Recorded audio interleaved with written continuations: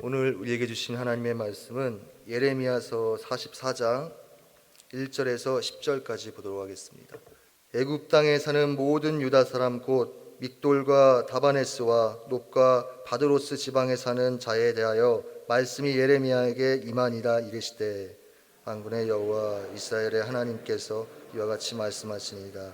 너희가 예루살렘과 문성읍에 내린 나의 모든 재난을 보았느니라. 보라, 오늘 그것들이 황무지가 되었고 사는 사람이 없나니 이는 그들이 자기나 너희나 너희 조상들이 알지 못하는 다른 신들에게 나아가 분향하여 섬겨서 나의 노여움을 일으킨 악행으로 말미암음이라. 내가 나의 모든 종 선지자들을 너희에게 보내되 끊임없이 보내어 이르기를 너희는 내가 미워하느니 가증한 일을 행하지 말라 하였으나 그들이 듣지 아니하며 귀를 기울이지 아니하고 다른 신들에게 여전히 분향하여 그들의 악에서 돌이키지 아니하였으므로 나의 분과 나의 노여움을 쏟아서 유다 성읍들과 예루살렘 거리를 불살랐더니 그것들이 오늘과 같이 폐허와 황무지가 되었느니라. 만군의 하나님 이스라엘의 하나님 여호와께서 이와 같이 말씀하셨느니라. 너희가 어찌하여 큰 악을 행하여 자기 영혼을 해하며 유다 가운데에서 너희의 남자와 여자와 아이와 젖먹는 자를 멸절하여 남은 자가 없게 하려느냐.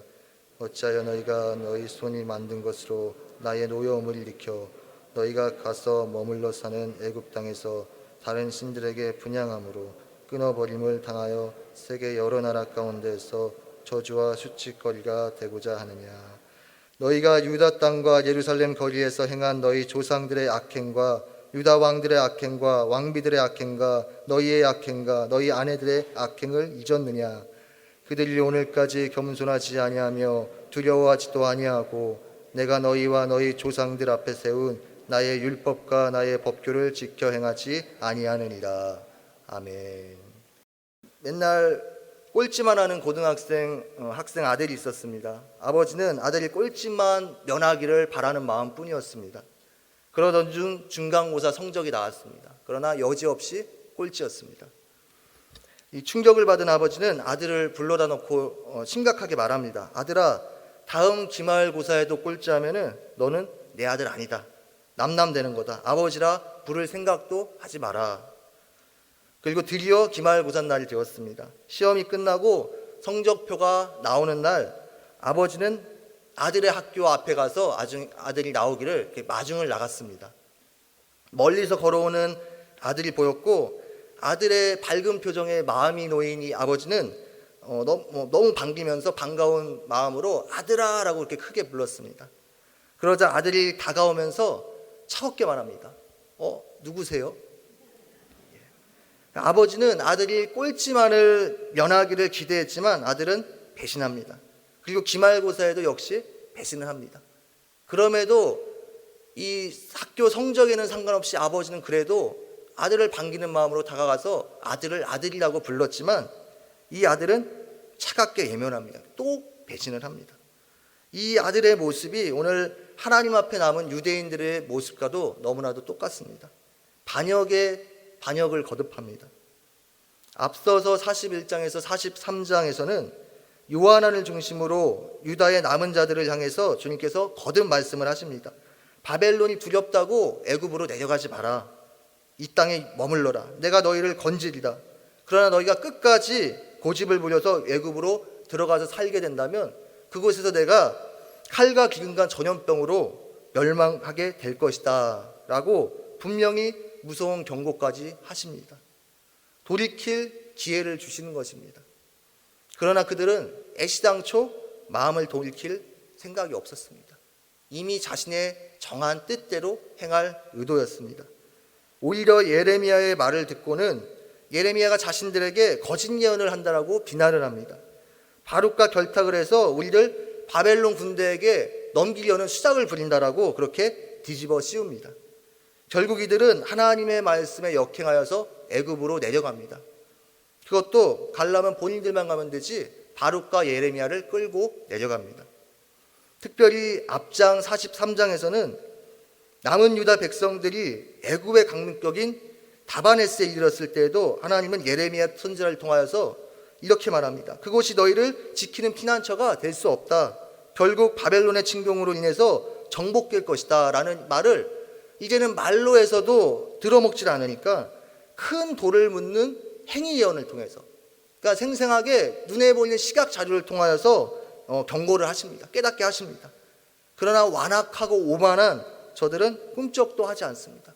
제약된 저들의 발걸음을 돌이키려고 하지 않습니다. 오늘 44장은 그래서 애굽으로 이주한 유다 백성들을 향하여서 선포된 하나님의 말씀입니다. 44장 1절이죠. 애굽 땅에 사는 모든 유다 사람 곧 믹돌과 다바네스와 눕과 바드로스 지방에 사는 자에 대하여 말씀이 예레미야에게 임하니라 라고 말하고 있습니다. 그러면서 이어지는 2절에서 6절까지는 예레미야를 통해 남은 유대인들에게 왜 너희 유대와 예루살렘이 멸망하고 말았는지, 폐허가 되었는지, 지금 이 꼴이 되었는지 그 까닭을 말해주고 있습니다. 지난날 선조들이 하나님께서 그렇게도 증오하시는 우상신들을 섬김으로 여호와 하나님을 진노케 한 것입니다. 여호와 하나님은 저들을 돌이키기 위해서 수도 없이 타이르고 권면하시고 또 때로는 무섭게 경고하시고 말씀을 주셨습니다. 4절을 보시면 내가 나의 선지자들을 보내되 끊임없이 보내어 끊임없이 계속해서 보내었다라고 말씀하십니다. 하나님은 반역한 백성들을 끊임없이 말씀으로 찾아오셨습니다. 각성할 기회를 주셨습니다. 그러나 저들은 듣지 아니하며 우상을 예배하는 악한 길에서 돌이키지 아니하므로 여호와의 노여움을 자초했습니다. 그런데 이 치욕의 역사를 기억하며 교훈 삼아 돌이키지 아니하고 도리어 똑같이 이들도 하나님의 말씀에 반역하며 죄악 가운데서 돌이킬 줄 모릅니다. 그렇게 가지 말라고 했던 애굽 땅에 간 것도 부족해서 이들 역시 애굽 신들에게 분향하는 그러한 죄로 인해서 여러 나라 가운데, 하나님의 나라가 여러 나라 가운데 수치와 저주를 당하는 그러한 수치거리가 된 것입니다. 반역의 연속입니다. 오늘 예레미야의 말씀이 임한 곳은 애굽 땅입니다. 끝내 하나님의 말씀에 굴복치 아니하고 저들의 고집대로 정욕대로 택해 거주하게 된 불순종의 땅입니다. 심지어 이스라엘 백성들에게 있어서 역사적으로 이 애굽 땅은 어떤 곳입니까? 일찍이 여호와 하나님은 모세를 통하여서 애굽에서 종살이하던 백성들을 그 땅에서 당신의 권능으로 구원하셨습니다. 그리고 애굽의 거짓 우상들을 심판하심으로 여호와만이 참 하나님이심을 드러내셨습니다. 출애굽기 12장 12절에 이렇게 말합니다. 애굽의 모든 신을 내가 심판하리다. 나는 여호와라 라고 말씀하셨습니다.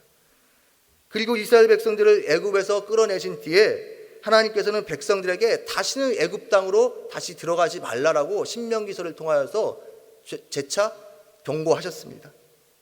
그러나 지난날의 구원의 역사와 하나님의 말씀을 망각한 채 자신들의 그 악한 고집으로 결국 불순종의 발걸음을 내딛습니다.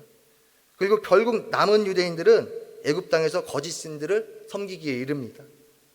그런데 자신의 백성들을 통해서 그렇게 하나님의 이름이 말씀이 철저하게 무시당한 이 애굽 땅에서 오늘 여호와의 말씀이 임했다는 것입니다. 이쯤 되면 사실 하나님도 하실 만큼 하신 것인데 바로 분노의 심판을 내리셔도 상관없는데 그곳에서도 여호와의 말씀이 반역한 백성들을 끝까지 쫓아갔다는 것입니다. 이것이 자신의 백성들을 향한 하나님의 진심이고 그리고 하나님의 진념이요 하나님의 열심입니다. 마치 하나님의 말씀을 대언해야 할 선지자 요나가 하나님이 가라고 한 것과는 정반대인 다시스로 도망하였으나 하나님은 자신의 뜻에 맞는 다른 선지자를 찾으시는 것이 아니라 끝까지 바다를 움직이셔서라도 큰 물고기를 예비케 하셔서라도 이 요나가 돌이키도록 추격을 하셨던 것처럼 하나님은 끝까지 당신의 백성들이 깨닫고 하나님의 말씀 앞에 순복하기를 원하고 계십니다. 신약에서도 보시면 우리가 너무나 잘 알고 있는 씨 뿌리는 농부의 비유를 통해서 깨닫게 되는 하나님의 마음이 있습니다. 그것은 하나님께서는 좋은 땅만이 아니라 말씀을 잘 받을 수 있는 그런 귀한 마음뿐만이 아니라 길가와 같은 단단한 마음에도 가시덤불과 돌박 같은 그러한 마음에도 끊임없이 말씀의 씨를 뿌리셨다는 것입니다. 들어도 깨닫지 못하거나 혹은 처음부터 들을 생각이 없거나 받아들이지 않으려는 그러한 완악한 심령에게도 하나님은 끊임없이 말씀의 씨앗을 뿌리십니다. 말씀이 허비되는 것 같음에도 불구하고 그러한 상황에도 하나님은 포기치 아니하시고 말씀을 선포하십니다. 왜 그렇습니까? 포기할 수 없는 하나님의 마음 때문입니다. 사랑 때문입니다. 바로 여기에 우리의 소망이 있습니다. 만약 하나님이 완전히 피도 눈물도 없는 FM대로 하시는 분이라면 우리가 그분과의 언약을 하나라도 어기는 순간, 반역하는 순간 칼같이 잘라버리시면 이 땅에 남아있을 사람은 아무도 없는 것입니다. 그랬다면 성경책은 사실 이렇게 두꺼울 수 없을 것입니다. 단 3장으로 끝났을 것입니다. 아담과 하와가 선악과를 따먹고 하나님께 버림받은 그러한 처참한 인류의 역사의 이야기도 끝나고 말았을 것입니다. 사실 오늘 끊임없이 깨닫지 못하고 불순종으로 일관하는 이스라엘의 모습을 보면서 한심하게 느껴질지 모르지만 이것이 또한 우리의 모습일 수 있습니다. 우리가 얼마나 내 고집, 내 뜻, 내 생각, 내 주장대로 끝까지 살아가려고 하는 사실 존재입니까? 사실 정직하게 교회 안이나 교회 밖에 세상의 집단이나 할 것 없이, 아니 거창하게 갈 것도 없이 우리 가까운 부부싸움만 해도 모든 갈등과 분쟁과 분열의 원인은 결국 내 주장이, 내 뜻이, 내 생각이 맞고 끝끝내 내 뜻대로 해야만 직성이 풀리는 인간의 철저한 자기중심적인 그 제약성에서 시작되는 것 아닙니까? 하나님 앞에서도 마찬가지입니다. 우리가 어느 순간 어느 영역에 있어서는 하나님께 순복합니다. 하나님의 말씀에 순복합니다. 그러나 어느 또 영역에 있어서는 하나님조차도 건들 수 없는 그러한 영역이 있습니다. 이것만은 정말로 내 뜻대로, 내 방법대로 하고야만 하는 그러한 영역이 우리에게 있지는 않은지요.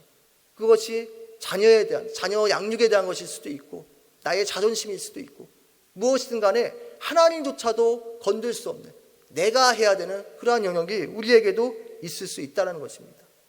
하지만 하나님은 우리의 삶의 한 부분만이 아니다, 어느 영역만의 왕이 아니라 우리의 모든 영역 가운데서 우리의 전 삶을 통해서 왕 되시기를 원하시는 분이십니다.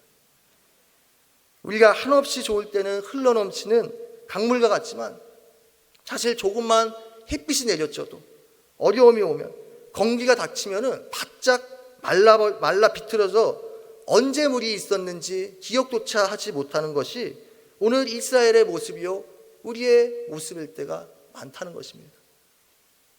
결국 하늘에서 비가 내리면 충만한 강물이 되는 것이고 하늘에서 비가 끊기면은 메말라 버리는 것이 우리입니다. 그런데 이런 우리이지만 하나님은 여전히 우리를 포기치 아니하시고 오늘도 여전히 말씀으로 이 땅을 통치하시고 우리의 삶을 주관하시고 그분의 말씀으로 끊임없이 우리를 각성시키고 깨닫게 하시고 더 온전케 하시기에 우리에게 산 소망이 있다는 것입니다. 그래서 요한일서 4장 10절에서 말하고 있죠. 우리가 하나님을 사랑한 것이 아니요 하나님이 우리를 사랑하사라고 말합니다. 그러므로 우리의 유일한 산 소망은 나의 어떠함에 있는 것도 아니고 세상의 어떤 대단한 것에 있는 것도 아닙니다. 오직 하나님이 그분의 입으로 나오는 말씀이 우리의 유일한 소망임을 믿으시기 바랍니다. 자꾸 다른 곳에서 찾으시려고 하지 마십시오. 어제 새벽에 이태호 목사님의 말씀을 듣고 예배를 끝마치고 은혜를 듬뿍 받고 이제 새벽에 집으로 돌아가는데 그날따라 새벽 밤하늘에 별이 꽤 많았습니다. 어제 보셨을지 모르겠지만 별이 꽤 있었습니다. 그래서 반짝이는 별을 보며 새벽 밤하늘 참 이쁘다라고 그렇게 생각하면서 감탄하면서 이제 걸어가는데 또 한편 이런 생각이 문득 들었습니다. 사실 밤하늘을 보면 그 넓은 창공에 사실은 검은 흑암이 대부분이고 별은 해봐야 조그마한 깨소금 같은 조그마한 빛이 그냥 몇 개 박혀 있는 것처럼 보일 뿐인데 그래서 사실 눈에 보이는 대로 말한다면은 훨씬 많은 어둠을 보고선 컴컴하다, 두렵다, 어둡다 답답하다라고 말해야 이치상 맞는 것인데, 그 넓은 밤하늘에 온통 덮고 있는 흑암 속에 몇 개 안 되는 작디 작은 깨소금 같은 별짓을 보고서도 밤하늘이 아름답다라고 그렇게 고백할 수 있듯이, 우리의 상황이 온통 칠흑 같은 깊은 절망이 압도하는 상황이라 할지라도 그 속에서도 작게 빛나는 하나님의 소망을 우리가 발견할 수 있다면 소망이 있는 삶입니다. 생명이 있는 삶입니다. 우리에게 구원이 있습니다라고 말할 수 있다라는 것입니다. 이스라엘 백성들은 비록 저들의 현재 상황은 칠흑 같은 어둠이었습니다. 그렇지만 그 속에서 비추이는 소망의 불빛을, 하나님의 불빛을 바라보아야 했습니다. 왜냐하면 하나님이 말씀으로 소망을 쏘아주셨기 때문입니다. 심지어 불순종하여 간 이방 애굽 땅에서도 저들에게 말씀으로 임하셨기 때문입니다. 하나님의 말씀이 있는 곳, 선포되어지는 곳은 절대로 절망일 수 없습니다. 왜냐하면 하나님의 말씀 자체가 생명이요, 하나님의 말씀이야말로 우리에게 참된 소망이요 빛이기 때문입니다. 그러나 저들은 별을 보지 않았습니다. 주님이 주신 말씀의 별 대신에 다른 것에 기대를 겁니다. 당장 보기에는 그럴듯한 화려한 꼭 네온사인 같은 애굽으로 눈을 돌립니다. 끝끝내 그렇게 가지 말라는 애굽으로 건너가고야 맙니다. 그런데 저들이, 남은 유대인들이 왜 굳이 하나님이 그렇게 가지 말라고 한 애굽으로 건너갔을까요? 애굽을 선택했을까요? 요한안을 중심으로 한 이 남은 유대인들은 바벨론이 세운 그다야를 암살한 것을 두고선 이 바벨론이 자신들을 보복할 것을 두려워했습니다. 그래서 예레미야를 통하여서 바벨론을 두려워하지 마라, 내가 너희와 함께하겠다라고 말씀하셨음에도 불구하고 믿음으로 그 두려움을 극복하지 못했던 것입니다. 그런데 저들이 애굽을 선택한 또 다른 이유가 있습니다. 42장 14절인데요. 우리가 함께 읽어봤으면 좋겠습니다. 자, 시작. 또 너희가 말하기를 아니다, 우리는 전쟁도 보이지 아니하며 나팔 소리도 들리지 아니하며 양식의 궁핍도 당하지 아니하는 애굽 땅으로 들어가 살리라 하면 잘못되리라. 아멘. 여기서 나팔 소리가 들리지 않는다고 하는데, 여기서의 나팔 소리는 전쟁에서 들려지는 나팔 소리를 말합니다. 즉 유다 백성들의 눈에는 이 애굽 땅이 전쟁과 소요가 없이 평화로워 보이고, 그리고 먹을 것이 풍부하여 굶주리지 않을 것 같이 풍부해 보이는 그러한 땅으로 보였다는 것입니다. 당시 초강대국이 애굽 땅이었으니 눈에 보이는 조건으로는 그럴듯했을 것입니다. 지금 하나님이 머물라고 하신 조국 유대 땅은 전쟁과 기근으로 폐허가 되어 있습니다. 그러나 애굽은 지금 평화로이 배불리 먹고 안정되게 살 수 있는 매력적인 땅으로 보였을 수 있다는 것입니다. 그래서 인간의 통밥으로, 생각으로 이곳은 내 생명을 맡길 만한 곳이라고 그렇게 생각한 것입니다. 반드시 이루어질 하나님의 말씀을 의지하기보다 당장 눈에 보이는 풍요로움이, 강한 군사력이, 세상의 정치가 더 안전하리라고 여긴 것입니다. 자기들 나름대로 상황을 바꿔보려고, 새로운 국면을 좀 만들어 보려고 애굽을 선택한 것입니다. 처음에는 탁월한 선택이라고 생각했을지 모르겠습니다. 뭔가 새로운 방법을 찾았다라고 스스로 흡족해하며 기뻐했을 것입니다. 그러나 인간의 지혜와 방법으로 더 나은 길을 찾는다고 해서 그것이 꼭 우리에게 좋은 길이요 푸른 초장일 수만은 없는 것입니다.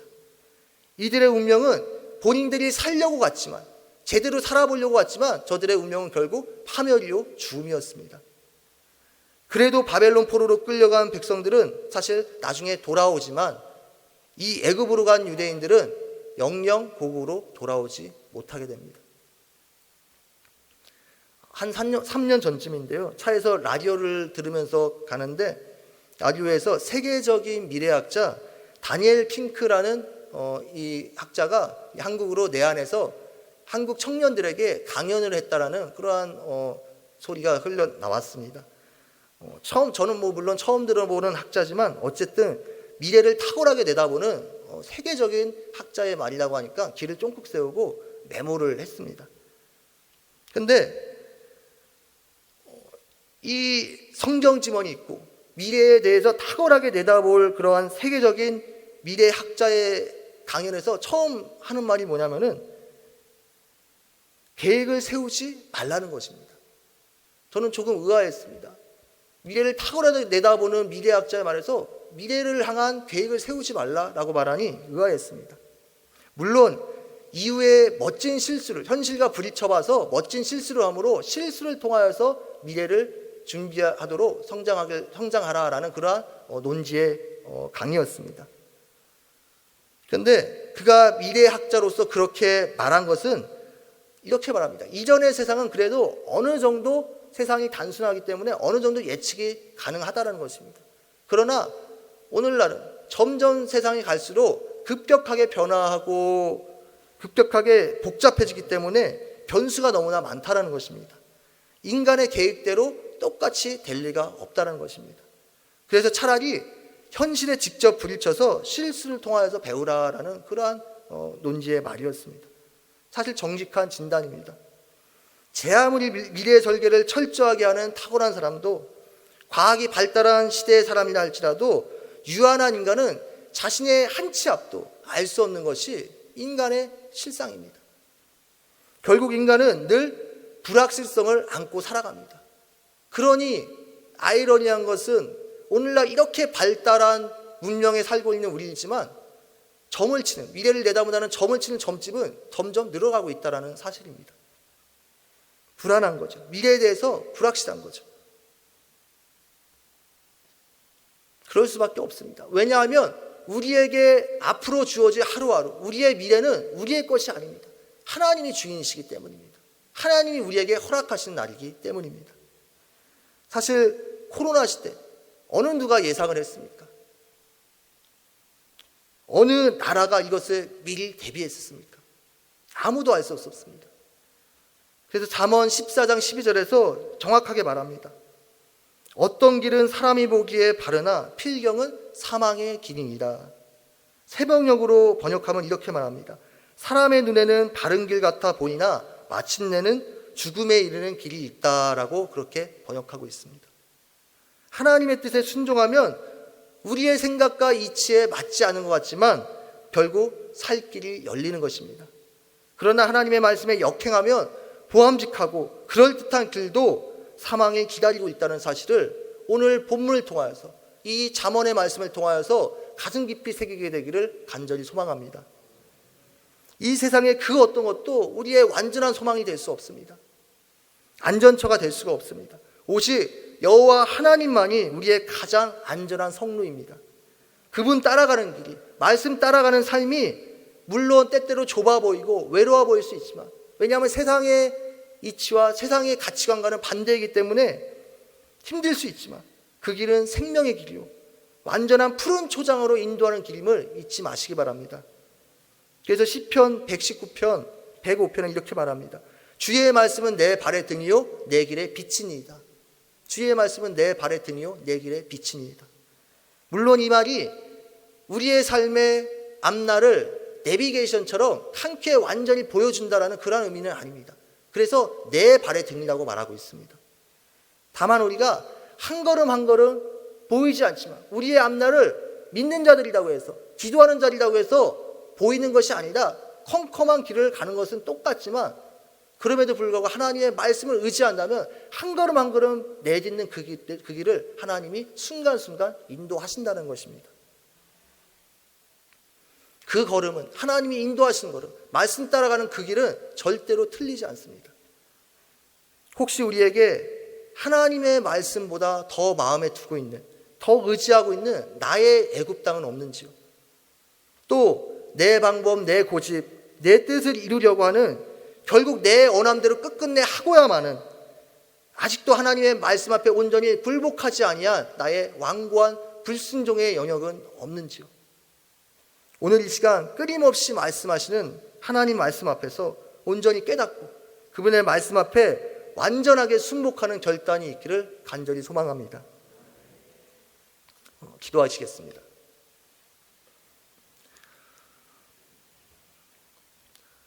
말씀으로 찾아오시는 하나님, 오늘 반역의 반역을 거듭하는 완악한 이스라엘 백성들의 모습을 통해서 우리의 불순종의 모습을 봅니다. 주님 말씀하시면 내가 나아갑니다. 주님 뜻이 아니면 내가 멈춰서리라고 우리가 매번 찬양하지만 여전히 당신의 말씀 앞에 온전히 굴복하지 않는 완고한 우리의 심령 가운데 깨닫는 은혜를 주시옵소서. 그래서 오직 말씀 앞에 두려워 떠는 자, 말씀에 붙들린 자 되어서 살아있고 생명력 있는 주님의 말씀의 능력이 내 삶에서 살아 역사하게 하여 주시옵소서. 혹시 아직도 우리의 유일한 소망인 주님의 말씀보다 앞서 의지하고 있는 나의 애굽이 있다면 주님 철저히 결단하여 생명의 주님만을 신뢰하고 의지하는 우리가 되게 하여 주시옵소서. 양이 목작 따라가지 아니하면 소망이 없듯이 오직 그분의 음성 듣고 따라가는 우리의 삶이 되게 하여 주시옵소서. 이 모든 말씀 예수 그리스도의 이름으로 기도합니다. 아멘. 찬송가 461장 함께 찬송하시겠습니다.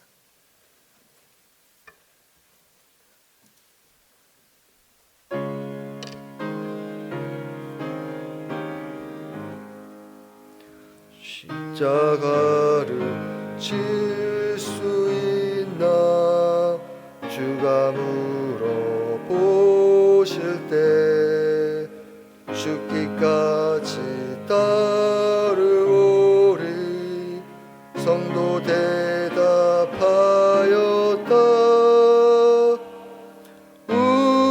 우리의 심령 주의 것이니 주님의 형상 만드소서. 주인도 따라 살아갈 동안 사랑과 충성을 바치오리다. 너는 기억하고 있나 구원받은 강도를. 그가 회개하였을 때 낙원 허락받았다. 우리의 심령 주의 것이니 주님의 형상 만드소서. 주인도 따라 살아갈 동안 사랑과 충성을 바치오리다.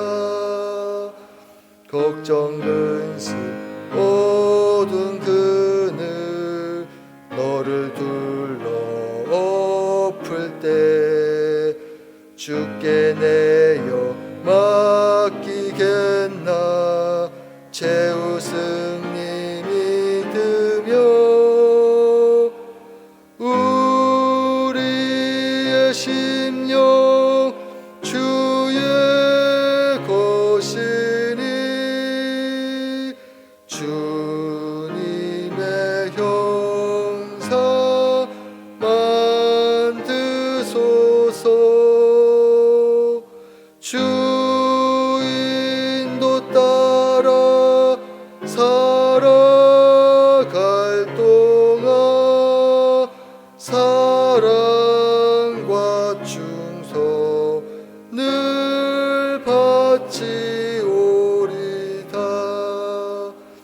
이런 일 다 할 수 있나 주가 물어보실 때 용감한 자 바울처럼 선뜻 대답하리라.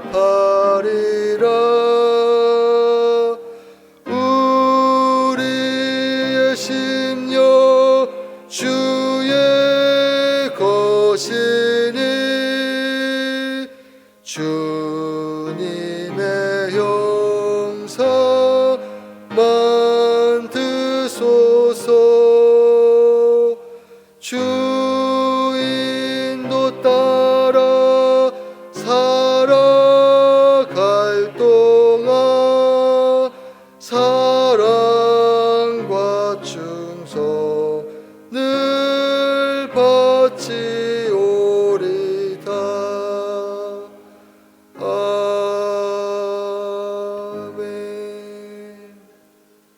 이 시간 합심으로 기도하기 원합니다. 먼저는 들으신 말씀을 생각하시면서 주님, 내가 끝까지 하나님의 말씀 앞에 굴복하지 아니하고 끝끝내 내 뜻대로 내 의지대로 행하려고 했던 나의 완악함을 용서하여 주시옵소서.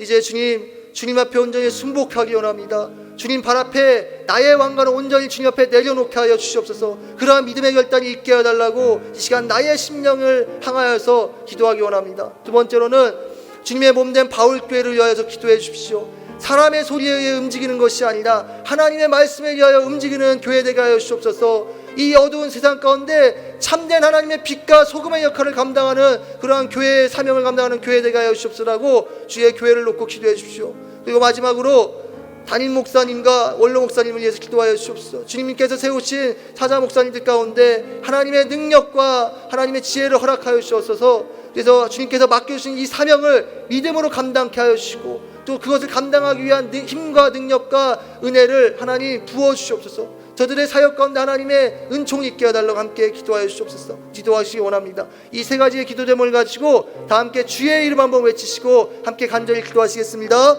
주여!